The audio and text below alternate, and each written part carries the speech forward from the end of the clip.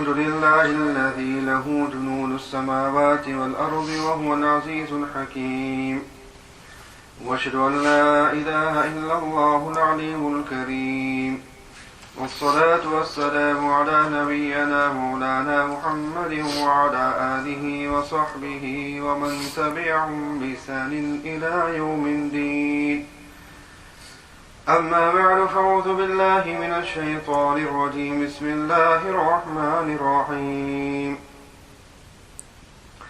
قد أفلح من زكاها وقد خاب من دساها وقال رسول الله صلى الله تعالى عليه وسلم ألا إن في الجسد مضغة إذا صلحت صلح الجسد كله وإذا فسدت فسد الجسد كله ألا وهي الخلق صدق الله العظيم.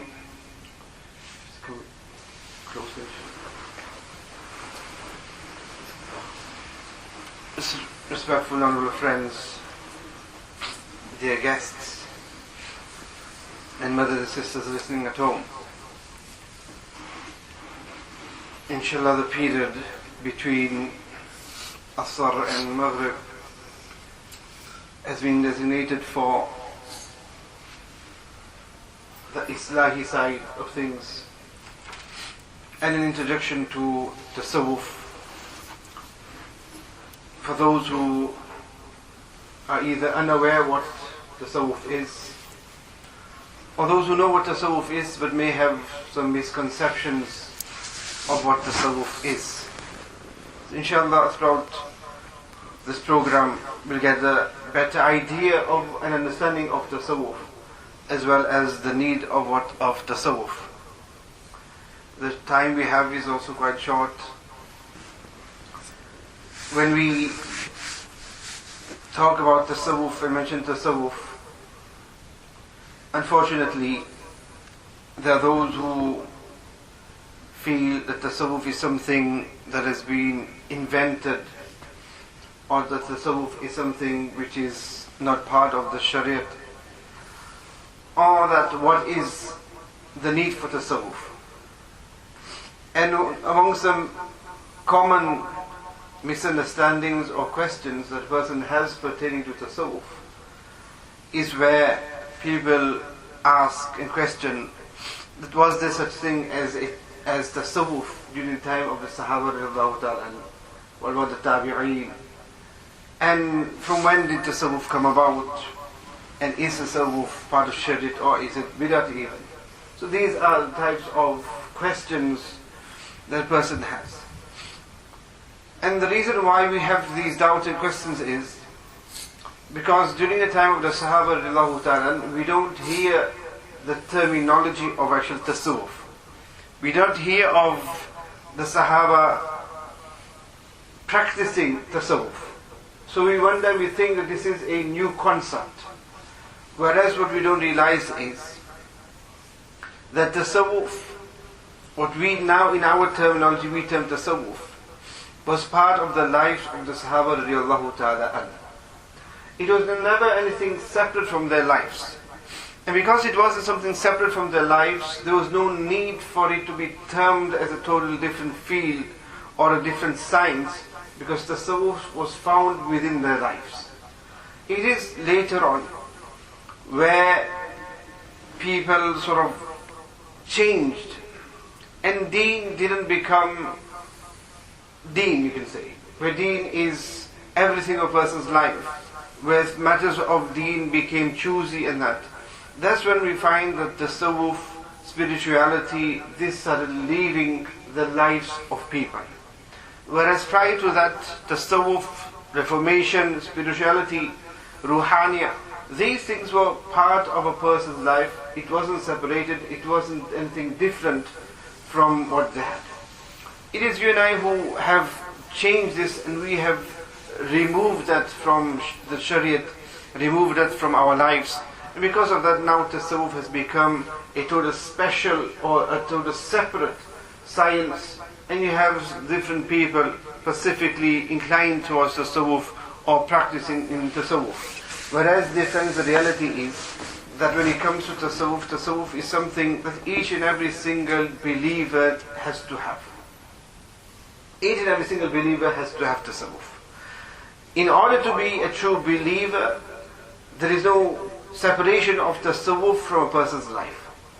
Without tasawwuf, a person cannot be a true believer. And this is reality.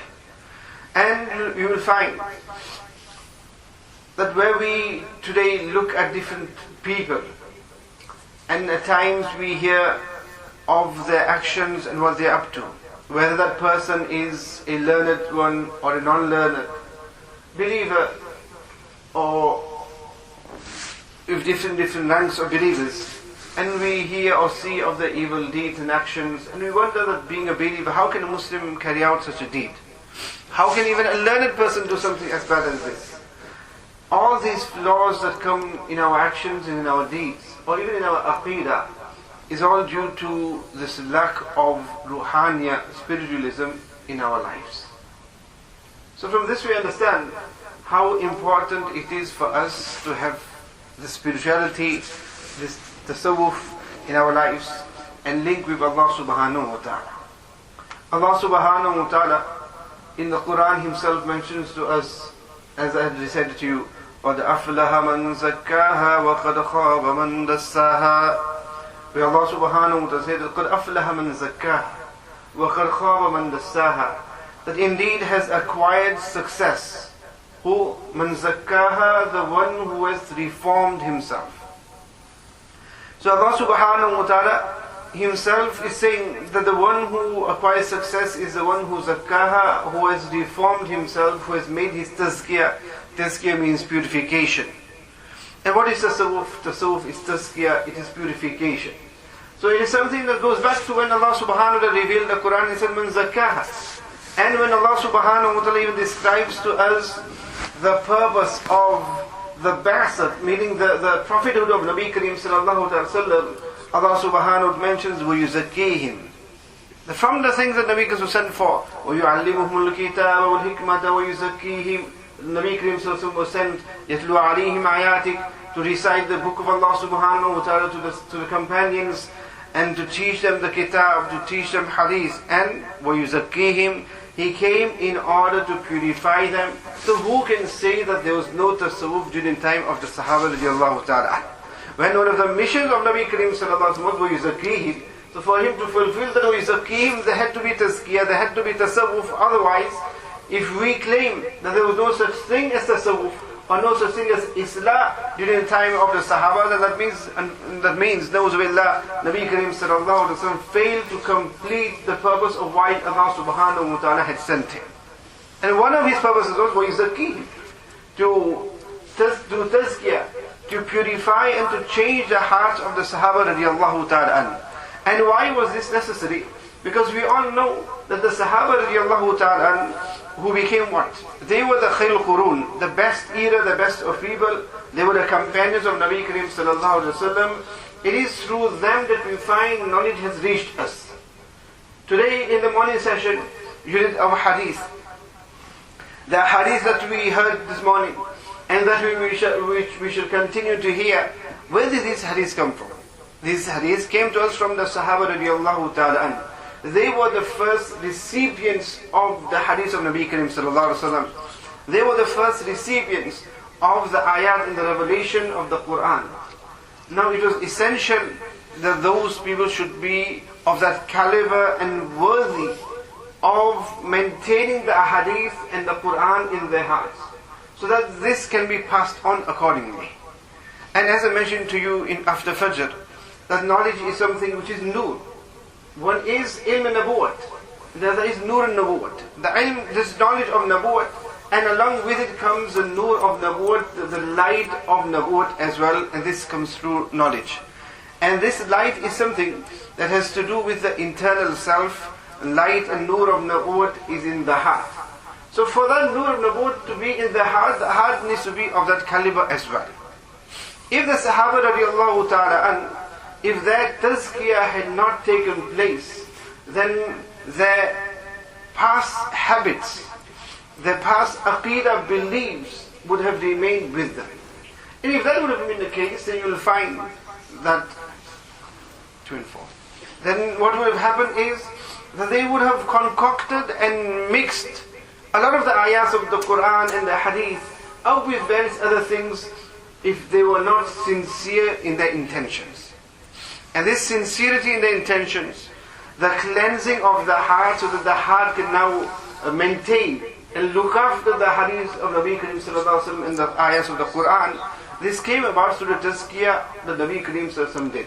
The Sahaba radiallahu ta'ala, prior to Islam, when we read and we hear about history, we come to know that their lives were very different to how it became, which we read in books like the Hayat Sahaba, the lives of the Sahaba.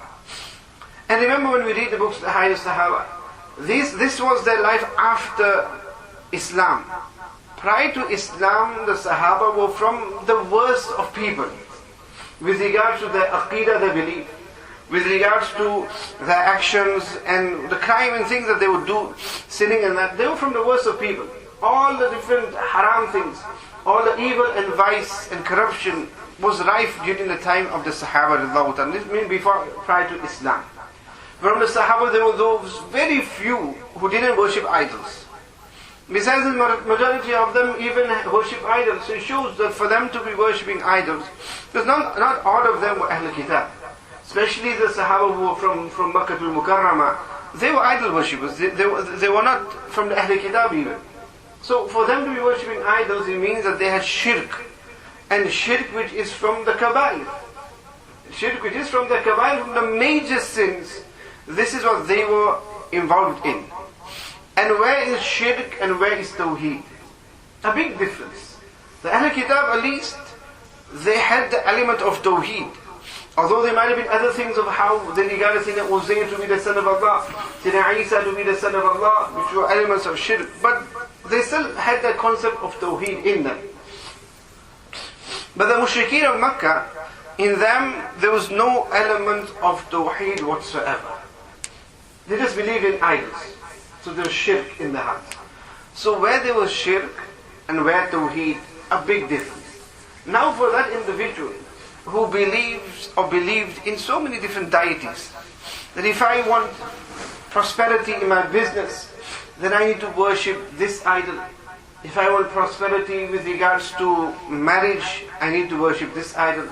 For various needs, for different needs, I need to go to and ask from different idols. As there are different idols for different needs. So for them, their whole lives were around this shirk, and where their beliefs were so concocted. When it came to superstitions, they believed in so many superstitions as well. As people today believe in superstitions, Friday the 13th, or seeing a black cat running across the road, or walking on a ladder, and these type of things. The Sahaba, they were involved in these things as well. That the month of Safar was something that was cursed. So in this way, there were a lot of things which were totally away from Tawheed. Now all of a sudden for them to come into the fold of Islam, and now it was a case of believing in La ilaha illallah. That now all these idols, they all are broken, and all these idols are now gone from our lives. And now it is just one Allah. We believe in only one. So when we need to ask, for whatever we need to ask, it is just the one Allah that we're going to ask from now. And when we need something, it is only one Allah. When something happens, good or bad, it is only in the hands of one Allah. And now for them to totally change their beliefs and their understanding, a process was needed. And that process, dear friends, is the process of tazkiyah. And that was the point of tazkiyah. That the Sahaba radiallahu ta'ala, by bringing Iman, then gradually the ahkam of the Quran were revealed. So when Salah was revealed, they started performing the Salah. Then when later on the command of Sawm came, they started practicing the Sawm. Later on, prior to death on the week of some Hajj, they started doing the Hajj. So in this way, when it came to the ibadat, the practices, these came gradually during a period of time. The ayahs of the Quran were revealed gradually as well. So a gradual change came about them with regards to their practices indeed. And these were the easier things to do. But because it was just a case of physically learning something new, physically standing and performing salah, as you and I as well. We will stand and perform our salah. So for us to perform the salah is not difficult. In Madinah al-Munawwara, the munafiqeen also came in Masjid al-Nabawi and performed salah. So for a person to perform the salah is fine. But the Muslims were performing salah in Madinah al-Munawwara, but they were performing salah with iman in their hearts. The mushrikeen were performing salah, but they were performing salah with kufr in their heart. Now the salah was the same. They performed salah in the same way that nobody would know whether they are believers or not. A non-believer who has learned the salah comes into our masjid, reads salah with us, we won't know that this person isn't a Muslim. Why? Because he's performing salah exactly the way we are. But what's in the heart we do not know. So in this way, to physically bring something, a change in our lives, that isn't so difficult. But it is changing what is in the heart that is most difficult. The same Sahaba radiallahu ta'ala, who were so accustomed to worshipping those idols that were in the Baytullah, in the Kaaba. Now for them to stand in front of the Kaaba and perform salah excluding those idols and only having one Allah in the heart, this was a transformation that needed to be done. And if we think that the Sahaba were the Sahaba and they just changed overnight, they were human beings at the end of the day. We have to remember that. They were human beings just like you and I are. They had the same temptations and desires as we have. But even more because of the environment that they lived in. And they were accustomed to all the evil that was around at that time. So they were the same. But the change came about them because they were the ones who were chosen for as companions of Nabi Karim sallallahu alaihi wasallam. And the change came about in them so unique because it was Nabi Karim sallallahu alaihi wasallam who did their tazkiyah. So obviously, according to how strong the Shaykh is, his disciples are going to be the same as well. So the Sahaba reached the position of radiyallahu anhu wa radu an because of whose Tarbiyah, of whose reformation they were under. Because of their Shaykh, their Murshid, being of the caliber of Nabi Karim sallallahu alaihi wasallam, they became what they did. But do not think that they just change overnight. That isn't the case. If they were changed overnight, then Allah subhanahu wa ta'ala would not have said to Nabi Karim, وَيُزَكِّيهِمْ, that he needs to make the tazkiyah. Now let us think about it ourselves. When for those who are born Muslims, we still haven't changed our lives. Our hearts haven't changed. Those who are born and bred Muslim, but still you will find the aqidah asal corrupt. We become ill, we eat something, we become ill, we say we became ill because of that what we ate. We go to the doctors give them some medication, we feel better, we think it is a doctor who gave me cure and it is a medicine that gave me cure.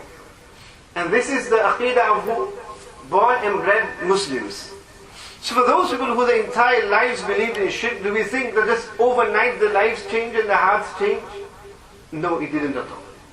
And this change came about in them through وَيُزَكِّيهِمْ, through reformation. It was how Nabi Karim sallallahu alaihi wasallam then made tazkiyah on them, changed their understanding, changed their hearts, and in that purified their hearts. Because prior to that, they all suffered from pride. As every human being has pride in the heart.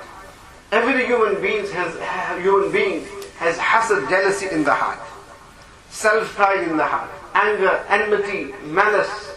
These are things are natural in the life of a believer, of a human being. And when that is the case with a human being, the Sahaba were human beings as well. They were not angels and they did not come with such characteristics of an angel. But they had the same in their hearts as well. And it is through وَيُزَكِّيهِمْ Nabi Karim sallallahu alaihi wasallam making the tazkiyah that it changed their lives to what we know of. And this changing of the inner self, the spiritual self, this entire process is what we call Tasawwuf today. In that time it was not called Tasawwuf, it was tazkiyah.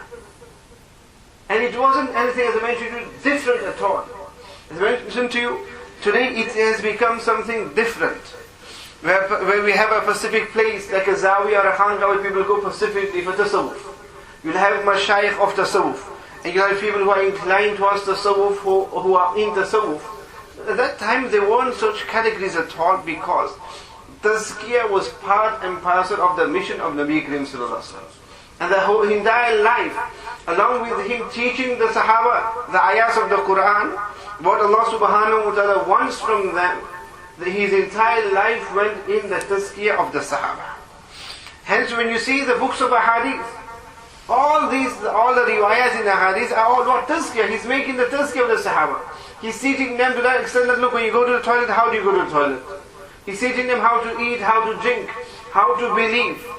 Besides those ahadith which has to do with ibadat, there he is teaching us the ahkam, the laws of Allah subhanahu wa ta'ala, how we need to carry out the various ibadat. And it is from those ahadith that we have fiqh today. Fiqh has come from those ahadith. Take those ahadith out, you'll find there's so many ahadith just with regards to adab, etiquettes, and with regards to just normal things as belief in Allah. When Nabi Karim Sallallahu Alaihi Wasallam, if you open the books of Hadith, you have an entire chapter on zuhud, abstinence. You have an entire chapter on taqwa. You have an entire chapter on khawf, fear of Allah. You have an entire chapter on raja, hope in Allah subhanahu wa ta'ala. And a whole chapter on sabr, patience. So in this way you have chapters and chapters of all these different characteristics. And what are all these things? All these things are to do with tazkiyah. They have nothing to do with ibadat. You open a book of hadith, and now you start reading the chapter of zuhud, abstinence, or you read the chapter of patience, sabr. It has nothing to do with fiqh in it. It's not showing us that how we need to be doing the hajj, how we need to be giving our zakat, how we need to be performing the salah. None of those ahadith have indication towards hakam, laws which are fard or important upon us. Then what were the purposes of all these ahadith?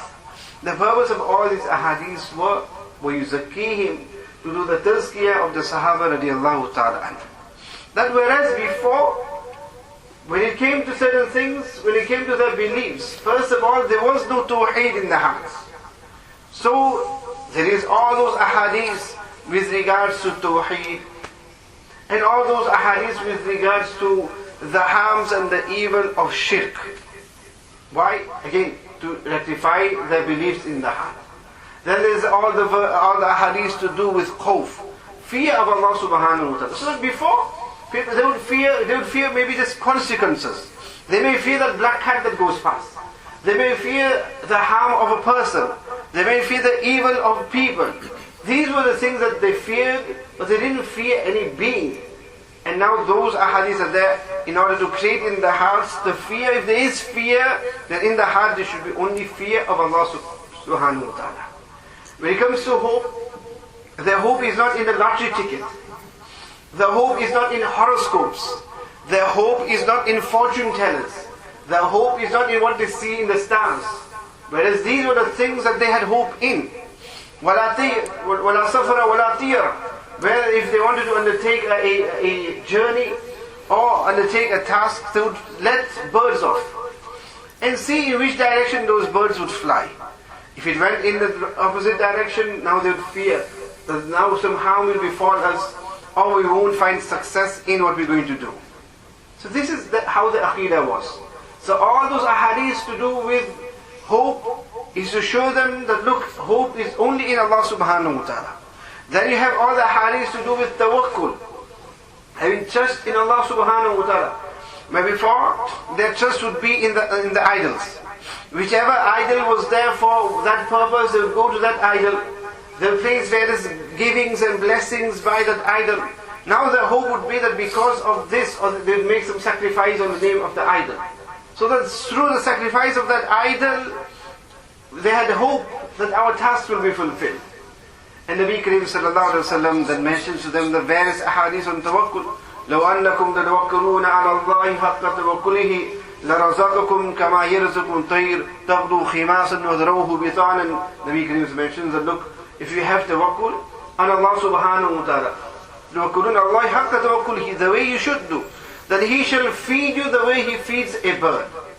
Bird leaves a nest with an empty stomach and returns with a full belly.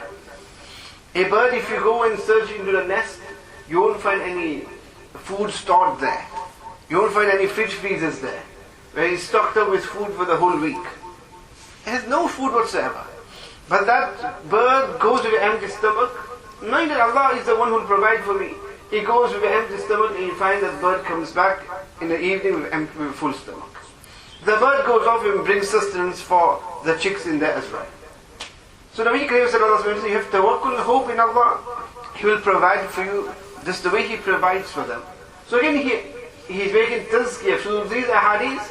He's making tazkiyah of the Sahaba radiallahu ta'ala an, that where your tawakkul previously was directed towards the idols, or towards the flying of the birds, or to other things, now your tawakkul needs to change and come towards Allah subhanahu wa ta'ala. So all these abwab of ahadith to do with these aspects of a person's life has to do with what? Has to do with tazkiyah and purification of the heart. So from this, a few examples, and we have time constraint, it is almost time for Maghrib. We find that Tazkiyah and Tasawwuf existed during the time of the Sahaba radiallahu ta'ala. Tazkiyah was one of the main missions of Nabi Kareem sallallahu alaihi wasallam, and all these ahadith, all have to do with him doing the Tazkiyah of the Sahaba radiallahu ta'ala an. So who is there who can say that there was no such thing as Tazkiyah and Tasawwuf during the time of the Sahaba radiallahu ta'ala an? Nobody can at all. That is, if you understand what the purpose of Tazkiyah is. If we think, and I'll end on this, our misconception is we think Tasawwuf is what? We think Tasawwuf is what? Just the whirling dervishes. This is what we think Tasawwuf is. We think Tasawwuf is just sitting with a big tasbih and doing zikr of Allah. We think Tasawwuf is just where you go and become bay'at to a shaykh. Because we think Tasawwuf is only these things, that you just sit there, read du'as and this zikr and that. So because we think this is only what Tasawwuf is, that's why we say, well, we didn't do these type of things during the Sahaba radiallahu ta'ala, so Tasawwuf is something new. But the actual purpose of what Tasawwuf is, if we understand that, then we will find and see that Nabi Kareem sallallahu alaihi wasallam's entire life, along with, but even more than teaching the Sahaba, the ahkam of ibadat was more on tazkiyah. Hence, if you see the whole treasure of ahadith that we have, the ahadith pertaining to ibadat itself is not as much as the ahadith with regards to other aspects of a person's life, and that entire aspect of a person's life, all of those has to do with the changing of an individual, and that changing of the individual, that process is what we call tazkiyah. May Allah subhanahu wa ta'ala grant us all understanding, and inshallah we shall continue with this throughout the course.